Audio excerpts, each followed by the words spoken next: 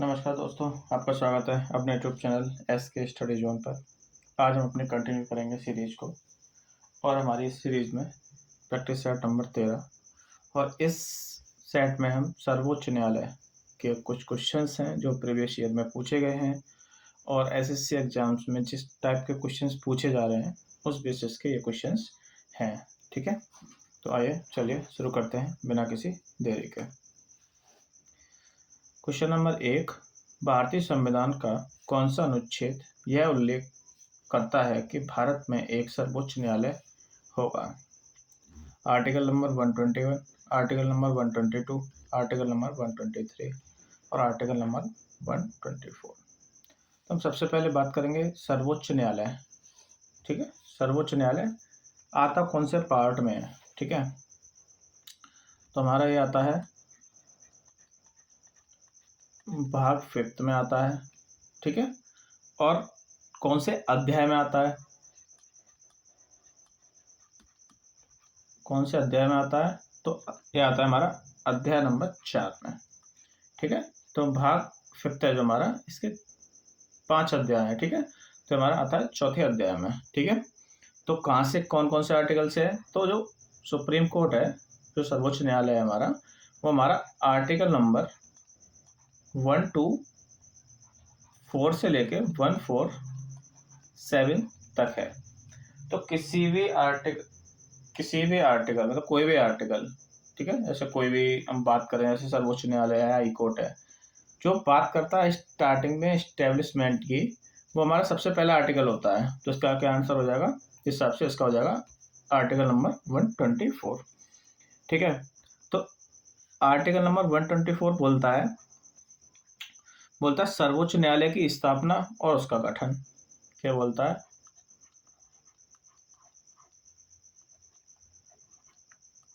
सर्वोच्च न्यायालय की स्थापना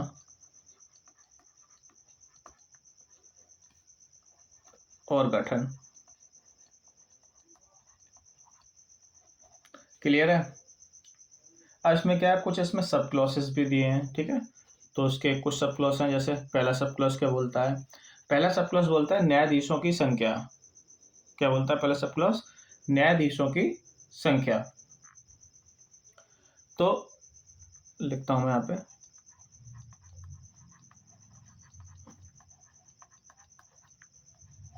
न्यायाधीशों की संख्या।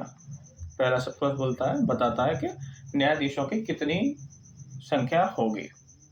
ठीक है, अगर हम बात करें मूल रूप से, ठीक है, तो एक तो हमारा मुख्य न्यायाधीश होगा। बात करें मूल रूप से, ठीक है, तो क्या होगा? एक तो हमारा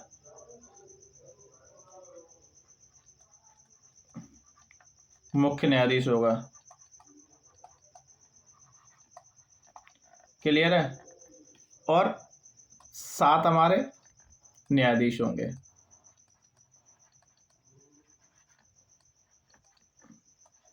क्लियर है? अब हम बात करें वर्तमान में। वर्तमान में एक मुख्य न्यायाधीश है भाई, न्यायाधीश। ठीक है, और हमारे 33 न्यायाधीश है। ठीक है, तो कुल मिला के बात करूं तो मैं, जो हमारी संख्या है टोटल, वो 34 है। वर्तमान में कुल न्यायाधीशों की संख्या वो हमारी 34 है। ठीक है भाई। दूसरी बात, दूसरा सब क्लॉज क्या बोलता है? नियुक्ति।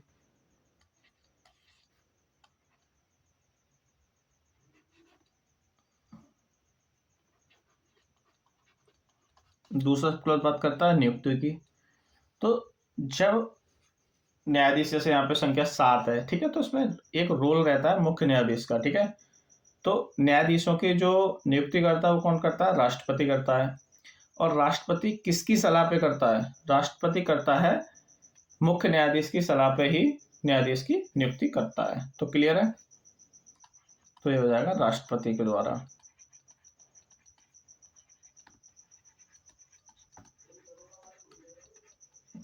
क्लियर है भाई। अब तीसरी बात आती है योग्यता, तीसरा सब क्लॉज।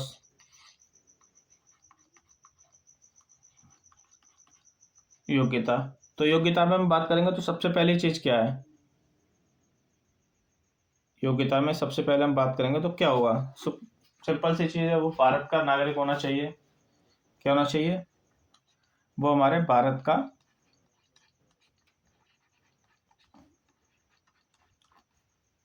नागरिक, ठीक है, भारत का नागरिक होना चाहिए सबसे पहली बात तो, ठीक है। और वो कम से कम 5 साल तक हाई कोर्ट में जज के रूप में उसने काम किया होना चाहिए। या फिर मैं बात करूं, या फिर कम से कम उसने हाई कोर्ट में एडवोकेट के रूप में काम किया हो, ठीक है। या फिर राष्ट्रपति की उस पर विशेष नजर हो, ठीक है। तो इन तीनों में से अगर कोई भी क्राइटेरिया पूरा करता है तो वो न्यायाधीश चुनने योग्य होगा in the supreme court. Clear है। अब चौथा पॉइंट है, वो हमारा बात करता है कार्यकाल का। चौथा पॉइंट है हमारा, वो बात करता है कार्यकाल का, ठीक है। तो इनका कार्यकाल क्या रहता है, 65 वर्ष तक की सेवा, 65 वर्ष तक ही सेवा कर सकते हैं। क्लियर है। अब हम लास्ट और बात करें तो इसमें बात आती है न्यायाधीश को हटाना, ठीक है। तो न्यायाधीश को हटाने के लिए सिद्ध करना पड़ता है कि वो कदाचार या असक्षम है, उसके बेसिस पे हम न्यायाधीश को हटा सकते हैं। हटाते कैसे हैं, ठीक है। तो हटाने के लिए चाहे लोकसभा से ही चाहे राज्यसभा, इन दोनों में स्पेशल मेजोरिटी लेनी पड़ती है। स्पेशल मेजोरिटी का मतलब है 2/3 मेंबर उनको वोट करें। क्लियर है। मैं इसको लिख दे रहा हूं 5वां सब क्लॉज, न्यायाधीश को हटाना। क्लियर है। तो आर्टिकल नंबर जो हमारा 124 है वो हमें बताता है कि भारत में एक सर्वोच्च न्यायालय होगा। क्लियर है। और न्यायाधीशों की संख्या कितनी है और कितनी होगी, इनकी नियुक्ति कौन करता है, इनकी क्या क्या योग्यता है, इनका कार्यकाल कब तक रहेगा, और इनको हटाने के बारे में हमारा आर्टिकल नंबर 124 बताता है। आपको आई होप क्लियर होगा। बढ़ते हैं नेक्स्ट क्वेश्चन पे। तो क्वेश्चन नंबर 2, भारतीय संविधान का कौन सा अनुच्छेद सर्वोच्च न्यायालय को एक अभिलेख न्यायालय के रूप में उल्लेख करता है। क्लियर है। तो आर्टिकल नंबर 129, ठीक है। तो आर्टिकल नंबर 129 बोलता है कि सर्वोच्च न्यायालय क्या है, इसमें जो भी प्रोसीडिंग होंगी उनको रिकॉर्ड किया जाए, ठीक है। तो हमारा कौन सा बोलता है, आर्टिकल नंबर 129। क्लियर है आपको।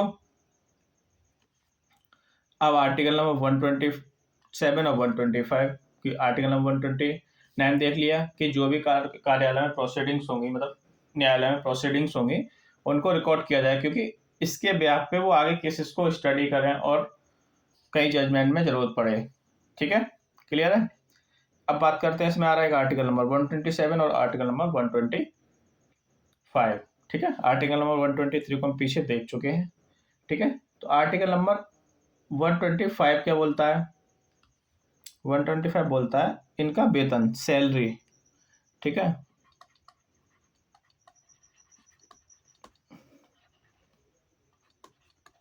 का वेतन, ठीक है। तो इनका वेतन कौन डिसाइड करेगा, इनका वेतन डिसाइड करेगा संसद। कौन करेगा, इनका वेतन डिसाइड करेगा पार्लियामेंट, ठीक है। क्लियर है। अब आर्टिकल नंबर 127, आर्टिकल नंबर 127 में क्या है,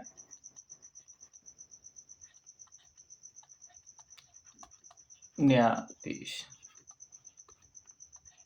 ठीक है। आर्टिकल नंबर 127 में क्या है कि जैसे कोई जैसे मैं बात करूँ, कोई टेम्परेरी जैसे रहता है ना कि किसी में वर्कलोड ज़्यादा है, ठीक है, जब वर्कलोड ज़्यादा है तो क्या हम वहाँ पे क्या है टेम्परेरी रूप में अपना बंदा रख सकते हैं, ठीक है, तो उस केस में आप न्यायाधीश को हम रख सकते हैं, ठीक है, क्लियर है। आगे बढ़ते हैं। भारतीय संविधान की किस अनुसूची में सर्वोच्च न्यायालय के न्यायाधीश की शपथ या प्रतिज्ञा का उल्लेख है? तो प्रथम, तृतीय, चतुर्थ और द्वितीय, ठीक है, क्लियर है। तो हमारा जो इसका करेक्ट आंसर होगा वो आंसर हो जाएगा हमारा आर्टिकल नंबर सॉरी इसका जो करेक्ट आंसर होगा वो होगा हमारा तृतीय अनुसूची में हमारी ओथ के बारे में बात करी गई है, क्लियर है। तो पहली अनुसूची में क्या है कि जो राज्य हैं उनके केंद्र शासित प्रदेश हैं, ठीक है, उनकी टेरिटरी है, उनका एरिया के बारे में बात करी गई है, ठीक है। और दूसरी अनुसूची में क्या बात करी गई है? दूसरी अनुसूची में बात करी है वेतन और उनके भत्तों के बारे में, किस किस को वेतन, जैसे हमारा राष्ट्रपति होगा, उपराष्ट्रपति हुआ, या फिर राज्यपाल हुआ, अध्यक्ष हुआ लोकसभा विधानसभा में, ठीक है, सभापति हुआ, उपसभापति हुआ, ठीक है, हमारा कैग हो गया, ठीक है, या न्यायाधीश हो गए। तो इनकी जितनी भी सैलरी वगैरह रहती है वो हमारी जो सेकंड अनुसूची है, सेकंड शेड्यूल वहाँ पे है, क्लियर है। तीसरी में बात आती है हमारी शपथ और प्रतिज्ञा की, ठीक है, जो हम बात कर रहे हैं, ठीक है। और हमारी जो चौथी रहती है वो रहती है हमारी राज्यसभा में सीटों का आवंटन। क्या रहता है हमारा? चौथा रहता है सीटों का आवंटन, ठीक है। ऐसे हम बात करेंगे। पांचवी अनुसूची क्या बोलती है? तो पांचवी अनुसूची बोलती है कि अनुसूचित जो क्षेत्र हैं, ठीक है, और अनुसूचित जनजातियां हैं उनके प्रशासन के हेतु प्रावधान, ठीक है। तो कौन कौन से राज्य आते हैं अनुसूचित क्षेत्र और अनुसूचित जनजातियों में? हमारा आंध्र प्रदेश, छत्तीसगढ़, महाराष्ट्र, झारखंड, मध्य प्रदेश, गुजरात, हिमाचल प्रदेश, उड़ीसा, राजस्थान और तेलंगाना, क्लियर है। इसी टाइप से बात करूंगा तो छठी अनुसूची क्या बोलती है? छठी अनुसूची बोलती है जो जनजाति हैं उनके प्रशासन हेतु कुछ प्रावधान, ठीक है। तो उसमें हमारा असम आ जाता है, त्रिपुरा है, मेघालय है, मिजोरम है। इसी टाइप से बात करूंगा सातवीं अनुसूची क्या कहती है? तो सातवीं अनुसूची क्या कहती है? ऐसी सूचियां, ठीक है, ऐसी 3 सूचियां जहां गवर्नमेंट भी कोई एक्ट बना सके, ठीक है, सेंट्रल गवर्नमेंट भी एक्ट बना सके, या फिर दोनों मिलकर एक्ट बना सके। तो वहाँ पे क्या सूचियों के बारे में बताया गया है। तो पहली हमारी वहाँ सूची हो जाएगी संघ सूची, दूसरी राज्य सूची, तीसरी समवर्ती सूची, ठीक है, क्लियर है।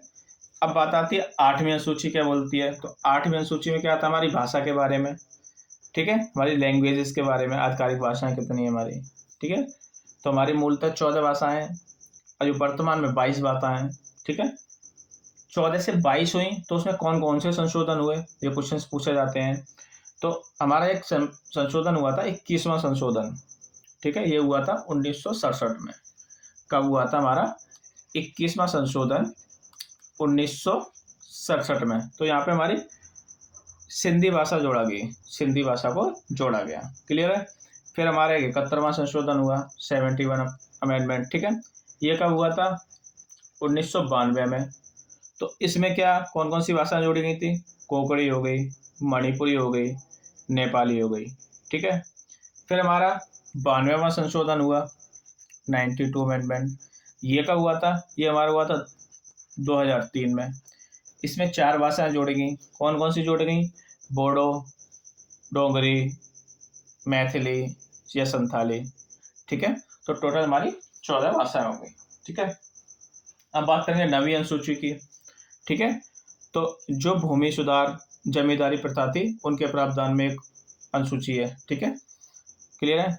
अब आता है 10वीं अनुसूची क्या बोलती है? 10वीं बोलती है कि जो सांसद और विधायक रहते हैं वो क्या दल बदल कर लिया करते थे, ठीक है, तो उन पर डिफेक्शन लॉ के अकॉर्डिंग, ठीक है, ये हमारा 92वां जो 52वां संशोधन हुआ था उसके थ्रू लाए थे।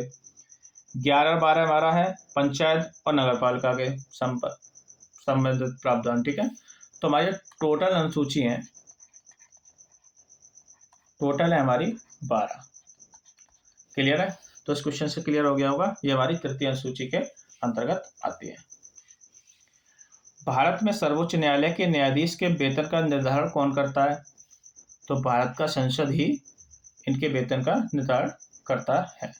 क्लियर है? आगे बढ़ते हैं। भारतीय संविधान का कौन सा अनुच्छेद सर्वोच्च न्यायालय के क्षेत्र अधिकार के विस्तार का उल्लेख करता है?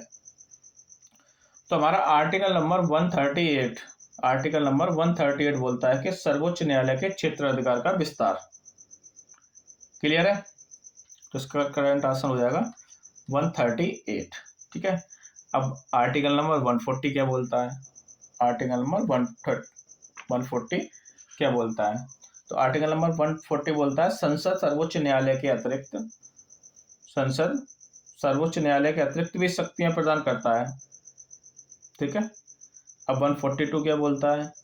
सर्वोच्च न्यायालय के आदेश पर 42 बोलता है सर्वोच्च न्यायालय के आदेशों और आज्ञा का परिवर्तन करना। ठीक है। क्लियर है? तो इसी तरह आगे बढ़ते हैं। भारतीय न्याय प्रणाली किस पर आधारित है? तो भारतीय न्याय प्रणाली क्या है? वो हमारे एकीकृत प्रणाली पर आधारित है। क्लियर है?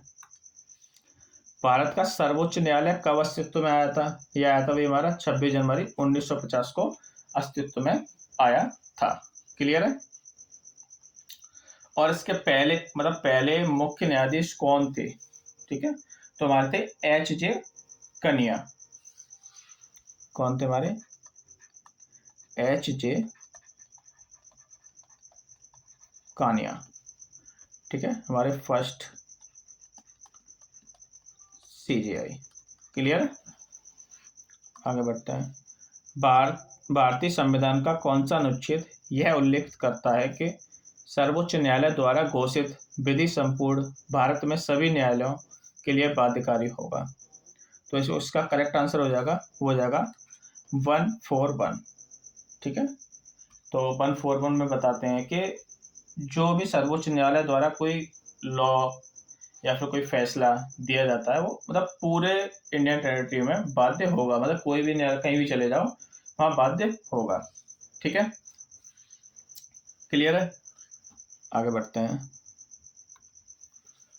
भारतीय संविधान का अनुच्छेद 126 का क्या उल्लेखित करता है? ठीक है। जो हमारा आर्टिकल नंबर 126 है उसमें क्या है? तो एक कार्यवाहक रहता है जो मुख्य न्यायाधीश की नियुक्ति का। ठीक है। तो ऑप्शन नंबर सी इसका करेक्ट आंसर हो जाएगा। Question number 10। सर्वोच्च न्यायालय को विशेष परामर्श क्षेत्राधिकार प्राप्त किया जाता है जब राष्ट्रपति विशेष रूप से उसे कोई मामला संदर्भित करता है। तो किस आर्टिकल के तहत है भैया? तो ये हमारा है आर्टिकल नंबर 143। आर्टिकल नंबर 143 में क्या रहता है? राष्ट्रपति क्या रहता है कि राष्ट्रपति है वो सर्वोच्च न्यायालय से परामर्श शक्ति लेता रहता है। ठीक है।